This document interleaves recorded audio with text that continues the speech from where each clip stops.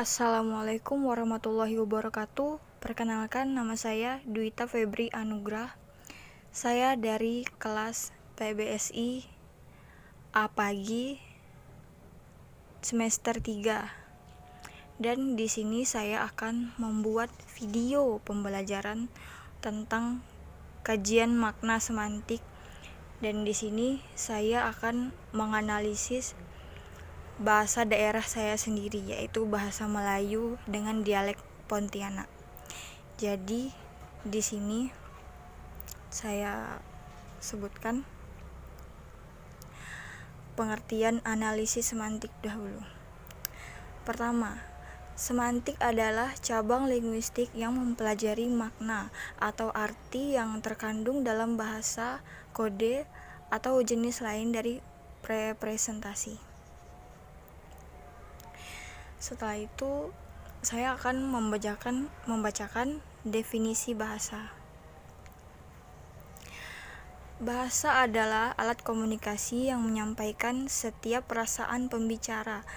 Bahasa dapat menyampaikan perasaan kasih sayang, cinta, suka, benci, kecewa, bahkan marah.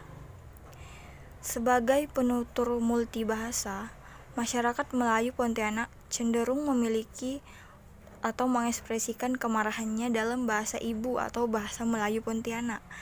Ini biasanya disebabkan karena marah adalah perasaan pribadi yang umumnya diurungkan dalam lingkungan pribadi. Maksud saya diungkapkan dalam lingkungan pribadi. Dalam lingkungan ini, kemarahan adalah perasaan yang kompleks karena tidak hanya untuk menunjukkan ketidaksenangan dan tidak suka, tetapi juga perhatian dan kasih sayang. Dalam bahasa Melayu Pontianak, kemarahan dapat ditampilkan dengan berbagai cara, misalnya beleter, nyumpah, ngambul, dan pendek tongkeng. Sejatinya, keberagaman cara marah ini mencerminkan kekhasan dan keunikan tersendiri dalam berbudaya di si penutur bahasa Melayu Pontianak Kalimantan Barat ini, yang harus dilestarikan karena keunikannya tersendiri.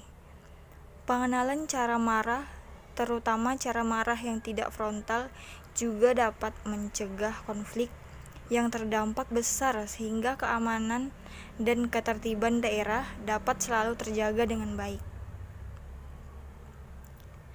Di sini saya akan sedikit memberi kosakata jenis kemarahan dalam bahasa Melayu, yaitu ada beberapa kosakata kemarahan dalam bahasa Melayu. Yang pertama adalah beleter. Beleter itu seperti mengomel atau memarahi seseorang. Ya, kalau misalkan ada orang tua yang suka mengomeli anaknya, memarahi anaknya, nah itu di Pontianak disebut beleter. Makna pragmatisnya adalah berbicara terlalu banyak berkata-kata, cerewet, rewel, atau berbicara tak henti-hentinya tentang ketidaksenangan atau ketidaksetujuan. Nah, itu arti beleter. Dan di sini ada yang kedua, namanya ngambol. Ngambol ini adalah ekspresi kemarahan yang tidak frontal. Seperti dia itu marah, tetapi dia tidak mengungkapkannya secara buka-bukaan. Kalau dia mengungkapkannya secara frontal, jadi dia itu mengucapkannya dengan suara yang mendayu-dayu dan lembut, tetapi menekankan kata dengan maksud sebaliknya atau yang hendak diambul. Sebagai analog, hal ini mirip dengan yang kita kenal sebagai majas ironi dalam gaya bahasa Indonesia. Walaupun lebih sering dilakukan oleh ibu-ibu, ngambul tak hanya diterapkan dalam keluarga. Masyarakat juga menerapkan ini dalam sosial kehidupan sehari-hari.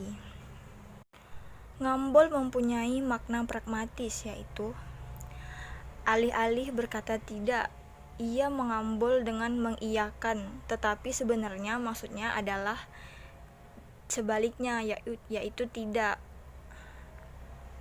Contohnya seperti ada seorang anak yang berbicara kepada ibunya seperti ini. "Mak, hujan lebat. Boleh main hujan enggak?" "Ah, mainlah. Jadi kalau sakit kan nyaman. Cepat berhujan sana." Terus kata anaknya seperti ini. Tak jadilah mak Tindak tutur ini terjadi di antara ibu dan anak dengan latar rumah dan situasi santai. Saat sang anak ingin meminta izin untuk bermain di luar rumah, saat turun hujan, si ibu tidak mengizinkan, tapi alih-alih berkata tidak.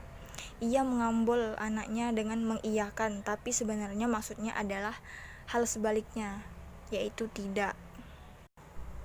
Selanjutnya di sini yang ketiga yaitu adalah kata istilah nyumpah. Nyumpah itu makna leksikalnya adalah kata-kata sumpahan atau makian, seperti kamu menyumpah orang, kayak kata-kata kotor seperti itu, seperti kata makian. Makna pragmatis dari istilah nyumpah adalah menyebutkan kata-kata sumpah atau yang lazim disebut dengan kata makian dalam bahasa Indonesia sebagai ekspresi kemarahan pada seseorang. Dan yang selanjutnya adalah istilah pendek tongkeng. Siapa di sini yang suka pendek tongkeng ya? Makna leksikal pendek tongkeng adalah merajuk yang hanya berdiam diri. Makna pragmatisnya adalah biasanya suka duduk berdiam diri tanpa mau memerdulikan atau pura-pura tidak mendengar setiap perkataan yang ditujukan kepada dirinya. Nah, di sini disebutkan pendek tongkeng itu sendiri karena saat melakukan aksi marah ini, orang yang pendek tongkeng biasanya suka duduk berdiam diri tanpa mau memerdulikan atau pura-pura tidak mendengar setiap perkataan yang ditujukan kepada dirinya. Gitu, teman-teman.